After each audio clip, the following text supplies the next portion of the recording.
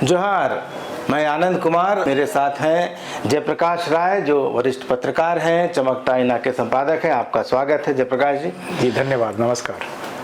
तो हम बात करेंगे कि क्या झारखंड में अब किसी तीसरे विकल्प की जरूरत महसूस की जा रही है।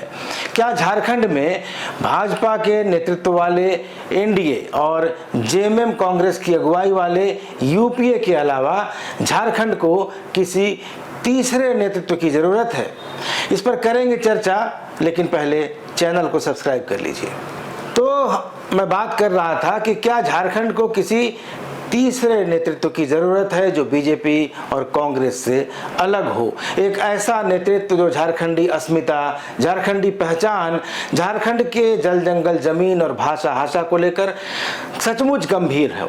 ये सवाल इसलिए कि 15 नवंबर 2000 को जब झारखंड का गठन हुआ, उसके बाद से सिर्फ या तो एनडीए का शासन रहा जो भाजपा के नेतृत्व वाला था, या फिर यूपीए का शासन रहा जिसका नेतृत्व जेएमएम ने किया, और मुख्यमंत्री भी या तो बीजेपी के हुए या फिर जेएमएम के हुए। सिर्फ मधु कोड़ा जो थे वो निर्दलीय थे, लेकिन वो यूपीए के सपोर्ट से बने थे, इसलिए यूपीए खेमे के थे।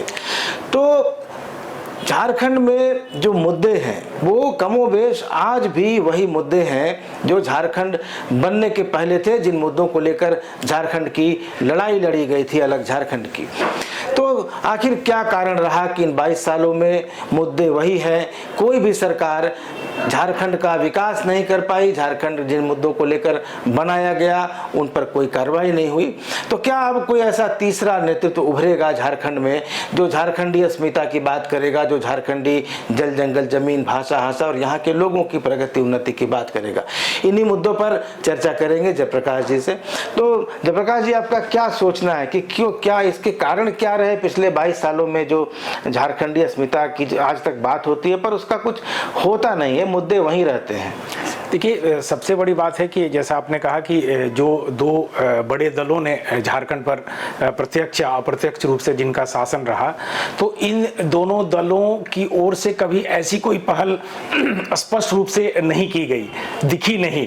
और अभी जो हाल के समय में जो पहल झारखंड मुक्ति मोर्चा के अगुआ मुख्यमंत्री हेमंत सोरेन की ओर से की गई, उसमें भी कहीं ना कहीं मुझे लगता है कि वो जो लिफाफा प्रकरण था वो हावी रहा था, क्योंकि बहुत जल्दबाजी में, अफरा तफरी में वो सारे निर्णय लिए गए। सारे विधायक दूसरे राज्य छत्तीसगढ़ शिफ्ट किए गए थे, और आप सब जानते हैं, पूरा प्रदेश देश जानता है कि उसके बाद क्या घटनाक्रम हुआ।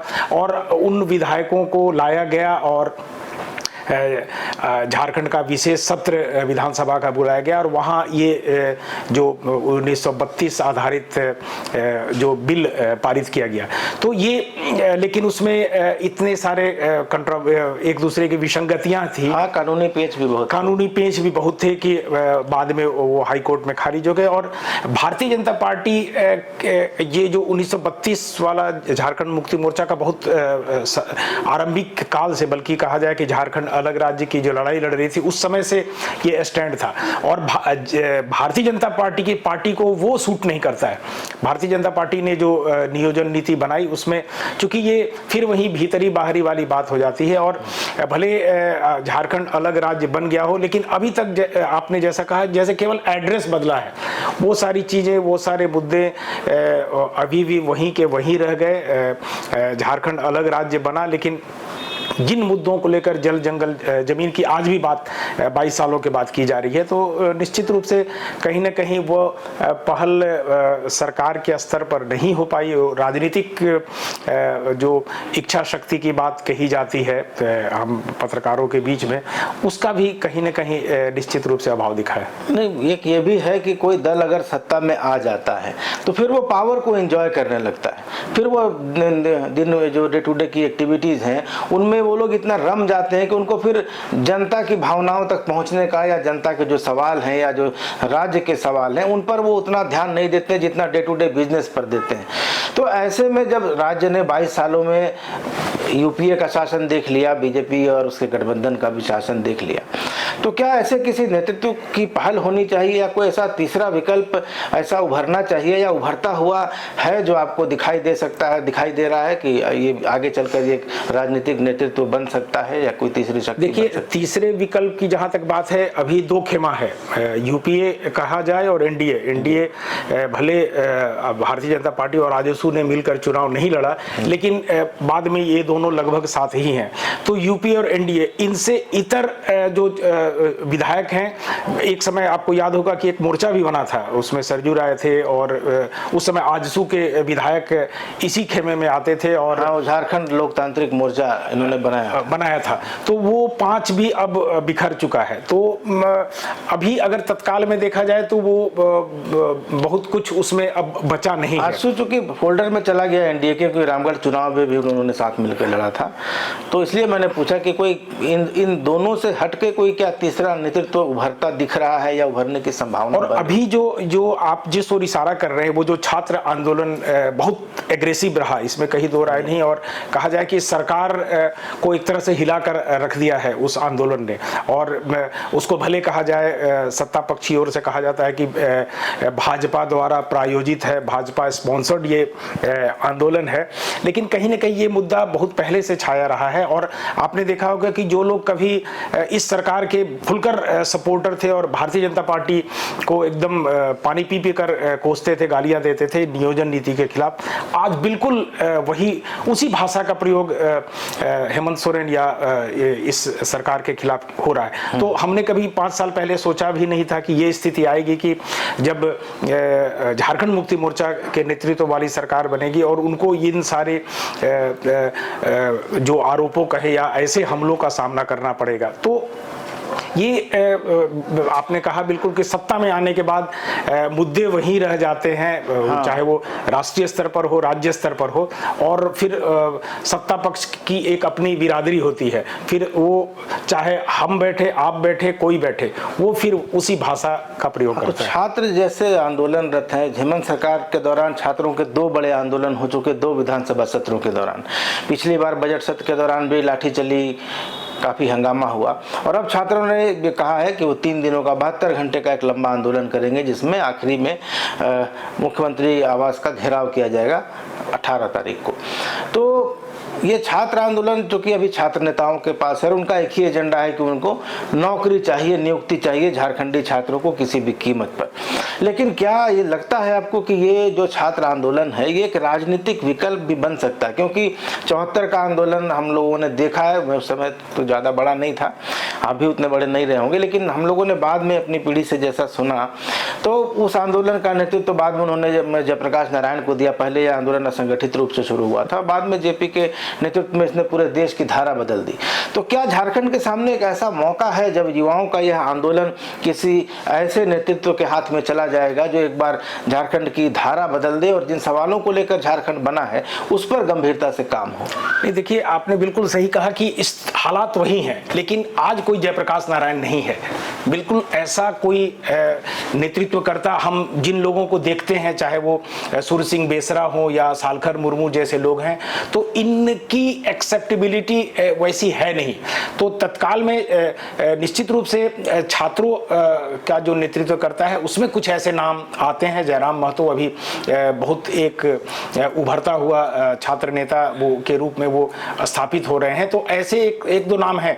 लेकिन मुझे लगता है कि जो एक परिपक्वता चाहिए पूरे सभी को लेकर, गाइडेंस चाहिए, क्योंकि ये छोटी मोटी ये बात नहीं है, छोटी मोटी लड़ाई नहीं है। इसके लिए जिस स्तर पर और पूरे प्रदेश के स्तर पर जो कुछ होना चाहिए, और वो फिलहाल होता नहीं दिख रहा है। यही वजह है कि मुद्दा रहने के बावजूद, आक्रोश रहने के बावजूद, इसको तत्काल में मुझे नहीं लगता कि ये कोई एक स्वरूप लेता दिख रहा है। मेरी कुछ दिन पहले सरयू राय से बात हो रही थी, तो मैंने यही सवाल उनसे किया कि क्या कोई तीसरा राजनीतिक विकल्प आप देख रहे हैं या आप कोई पहल करेंगे? तो उनका कहना था कि हम जहाँ से आते हैं, उनका इशारा था कि हमें बाहरी मान लिया जाता है, झारखंडी नहीं माना जाता। तो उनका कहना था कि झारखंडी समाज के अंदर से या झारखंड के अंदर से कोई नेतृत्व उभरेगा और ऐसी कोई पहल होगी तो हम लोग समर्थन कर सकते हैं, लेकिन हमें नेतृत्वकर्ता के रूप में और स्वीकार नहीं करेंगे लोग, या हम कुछ पहल करके नेतृत्व हासिल कर लें, ऐसा संभव नहीं है। तो जैसे अभी आपने सूरज सिंह बेसरा की बात की और सालखन मुर्मू की बात की, जयराम महतो की भी बात की, तो ये सारे लोग उभर रहे हैं। तो क्या इनके बीच से, या झारखंडी बुद्धिजीवी जैसे पहले रामदयाल मुंडा हुआ करते थे या और भी कई सारे लोग थे, बीपी केसरी थे, तो एक झारखंडी समग्र सोच के आदमी थे और हमेशा इन सब मुद्दों पर ये झारखंडी समाज के लोगों को भी राय दिया करते थे। आज वैसे किसी नेता की या सामाजिक जो स्वीकार्य हो वैसी लोगों की कमी है। तो मुझे आपको क्या ऐसा कोई दिखाई देता है कि राजनीति से इतर भी कोई व्यक्ति जो इस तरह से कुछ पहल करे और कुछ ऐसा बने? क्योंकि मुख्य धारा के राजनेताओं से तो ये उम्मीद नहीं की जा सकती कि वे कोई वैकल्पिक राजनीति करेंगे। नहीं, देखिए बिल्कुल ये संभव है। और जैसा अभी जो कुड़बी समाज का रेल रोको आंदोलन आप देखें तो वो हम उसके फलाफल पर नहीं जाएंगे, उसके पीछे के कारणों पर राजनीति या जो भी नहीं जाएंगे, लेकिन उसका इम्पैक्ट पड़ता है। जब ये आंदोलन होता है तो कांप जाता है पूरा, समझिए कि पूरे देश की रेल व्यवस्था या सड़क व्यवस्था पर उसका असर होता है। तो इसका नेतृत्वकर्ता कौन है हम आप यहाँ से बैठ करके जज भी नहीं कर पाते। हम चूंकि पत्रकारिता से जुड़े हुए तो हमें पता होता है कि ये लीडर्स हैं, लेकिन आम जनमानस में के बीच जाएं तो शायद उनको पता भी नहीं है। तो यह संभव है। जैसे हम लोगों ने पारसनाथ वाले मामले पर भी देखा, बिल्कुल, कि जैन समाज के जो पारसनाथ पहाड़ी पर उनका जो दावा था उसको लेकर पूरा झारखंडी समाज एक मंच पर आ गया। कोई नेता नहीं था वहाँ, नहीं था। तो झारखंडी समाज के साथ है कि जब उसके अस्तित्व पर हमला होता है तो समाज एक हो जाता है, लेकिन जहाँ राजनीति की बात होती है तो सब बिखर जाते हैं। बिल्कुल वही बात है। और ये मुद्दा इतना राजनीति से जुड़ा हुआ है, और जब खुद इसमें झारखंड मुक्ति मोर्चा जैसी पार्टी आ जाती है और वहां पर झारखंड मुक्ति मोर्चा का अप्रत्यक्ष रूप से समर्थन भी रहा पारसनाथ वाले मुद्दे पर, तो इन सारे मुद्दों पर जब तक आपको या तो पूरे राज्य में स्वीकार्यता की बात हो, लेकिन झारखंड में एक परेशानी यह है कि वो भीतरी बाहरी वाली जो जब कभी ऐसा आंदोलन होता है तो उसको और आपने सरजू राय का जो जिक्र किया तो वो और फाड़ हो जाता है। तो आंदोलन जब तक समग्र रूप से 60 कौन और 40 कौन ये भी तय करना होगा। 60 में देखना होगा कि आप 60 में किन्हें मानते हैं, या 90 की जो बात हो रही है तो उस 90 में कौन। 60 तो क्लियर है कि जो आरक्षित वर्ग है, तो आरक्षित वर्ग वही होंगे जो यहाँ से जिनका प्रमाण पत्र जारी होगा, प्रमाण पत्र उन्हीं का जारी होगा जिनके पास पेपर होगा। 40 में इनका जो 40 को ये जो मान लिया था कि जो यहाँ के झारखंड के जिनके पास कागजात नहीं है वो 40 में आते हैं। उसमें जो बाहर से आके बसे हैं वो भी हैं, और जो बाहर से आके उम्मीदवारी भरते हैं वो भी हैं, तो इसमें वो भी हैं। तो ये एक लेकर झारखंड के समाज में भी एक स्पष्ट बंटवारा इस बात को लेकर दिखाई देता है। और ये बंटवारा उन लोगों की तरफ से ही है कि जो नहीं चाहते हैं कि बाहरी जिनको वो कह रहे हैं वो भी कई साल से बड़े लंबे समय से यहाँ बसे हुए लोग हैं। तो ऐसे किसी आंदोलन में जब तक आप सबको साथ लेकर नहीं चलेंगे, क्योंकि झारखंड में आरक्षित सीटें भी सिर्फ 28 हैं, 28 जनजातीय सीटें हैं, और उसके अलावा जो सीटें हैं वो या तो एससी रिजर्व है या जनरल रिजर्व है। तो जनरल सीटों पर भी तो जो यहाँ पर जो वोटर है वो भी करीब 40-45% है, जिसको ये लोग बाहर ही मानते हैं। तो वैसे में अगर सबको साथ लेकर नहीं चलेंगे तो कोई आंदोलन कैसे सफल होगा, ये भी एक सवाल है। नहीं, वही बात है कि आप वो जो 60 और 40 की बात आती है तो फिर 60 में कौन, उस 40 में कौन, और वहाँ हक की लड़ाई की बात आ जाती है। तो ये सारे ऐसे मुद्दे हैं। और आपने जो बात कही 27 सीटें हैं, अब परिसीमन की बात जब आती है तो फिर वो चर्चा होती है कि शायद वो 27, 25 हो जाए या 22 हो जाए। तो ये सारे भी मुद्दे आ जाते हैं। इसलिए मुझको लगता है ये ऐसा मुद्दा है जिसका पॉलिटिकल लाभ उठाने का, राजनीतिक लाभ उठाने का हर राजनीतिक दल प्रयास करता है, लेकिन समाधान निकालने की दिशा में कोई आगे पहल नहीं कर रहा है। और यही वजह है कि वो फेस भी सामने नहीं आ पाता है कि कौन इस आंदोलन की अगुवाई करेगा। और अभी मामला जहां का था, भले आक्रोश है, ये बहुत बड़ा मुद्दा है, आपने बिल्कुल सही कहा कि पिछले अगर हम देखें करीब साल भर से तो ये और भी ज़्यादा ये मुद्दा उबाल खा रहा है। लेकिन ये कन्वर्ट कितना झारखंड की राजनीति को प्रभावित कर पाएगा, कुछ लोग कहते हैं कि रामगढ़ चुनाव पर इसका प्रभाव देखा गया, लेकिन मेरा नहीं मानना है कि रामगढ़ चुनाव में इसका सीधा सीधा कोई असर दिखा।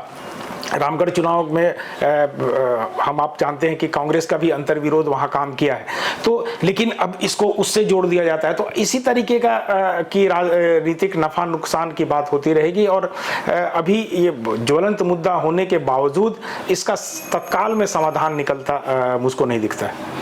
हाँ, तो आज जयप्रकाश जी से बातचीत में यही निष्कर्ष निकला कि झारखंड में ज़मीन तैयार है, बदलाव के लिए माहौल भी है, आंदोलन भी है, लेकिन नेतृत्व नहीं है और समाज इस तरह से बटा हुआ है बाहरी भीतरी और दूसरी चीज़ों में कि चाह कर भी कोई आंदोलन अभी सफल नहीं हो सकता। तो झारखंड को अभी राजनीतिक बदलाव के लिए या किसी तीसरे विकल्प के लिए या फिर झारखंड को अपने मुद्दों की तलाश के लिए किसी नेतृत्व की तलाश जारी रखनी होगी। जयप्रकाश जी, आप हमारे साथ आए और बहुत अच्छी चर्चा हुई, आपके लिए आपने समय निकाला, आपका बहुत बहुत धन्यवाद। फिर मिलेंगे किसी और दिन। जी जी, बहुत बहुत धन्यवाद, नमस्कार। धन्यवाद।